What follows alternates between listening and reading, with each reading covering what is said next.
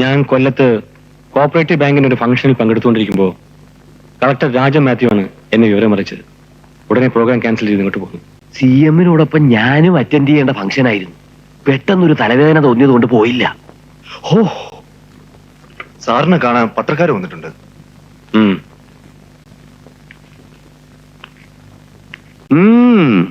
എങ്ങനെയായിരുന്നു സാർ സംഭവം? ഒരു ബോംബ് സ്ഫോടനത്തിൽ നമ്പ്യാർ സാർ മരിച്ചു എന്നാണ് എറണാകുളത്ത് നിന്നുള്ള റിപ്പോർട്ട്.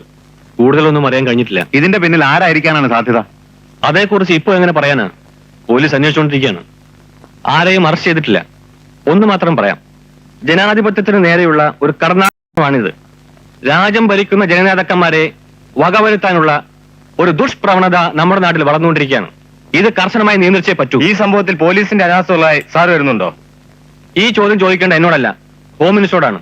അടുത്ത മുഖ്യമന്ത്രി ആരാകാനാണ് സാധ്യത? ഇപ്പോ അതേക്കുറിച്ച് ആലോചിക്കാനുള്ള മാനസികാവസ്ഥയിലല്ല ഞങ്ങൾ. ആഭ്യന്തരമന്ത്രിയുടെ പേരാണല്ലോ അടുത്ത CM ആയിട്ട് ഞങ്ങൾ കേട്ടത്. പാർട്ടിയുടെ തീരുമാനം പോലെ എല്ലാം നടക്കും. ജനാധിപത്യത്തിന്റെ കറുത്ത ദിനമാണിന്ന്. ഇടിത്തീ പോലെ വന്ന ആ ദുരന്ത വാർത്ത എന്നെ ആകെ തളർത്തിക്കളഞ്ഞു. എനിക്ക് നഷ്ടപ്പെട്ടത് എന്റെ രാഷ്ട്രീയ ഗുരുവിനെയാണ്. കോളേജ് രാഷ്ട്രീയത്തിലൂടെ എന്നെ കൈപിടിച്ചുയർത്തിയത് നമ്പ്യാർ സാറായിരുന്നു. കേരളം കണ്ട ഏറ്റവും നല്ല മുഖ്യമന്ത്രിമാരിൽ ഒരാളായിരുന്നു അദ്ദേഹം. സ്വന്തം മേൽവിലാസത്തിൽ മറ്റുള്ളവർക്ക് അസ്തിത്വമുണ്ടാക്കി കൊടുത്ത ആദർശധീരനായ നല്ല മനുഷ്യന്റെ വേർപാട് നമ്മുടെ നാടിന് തീരാ നഷ്ടമാണ്.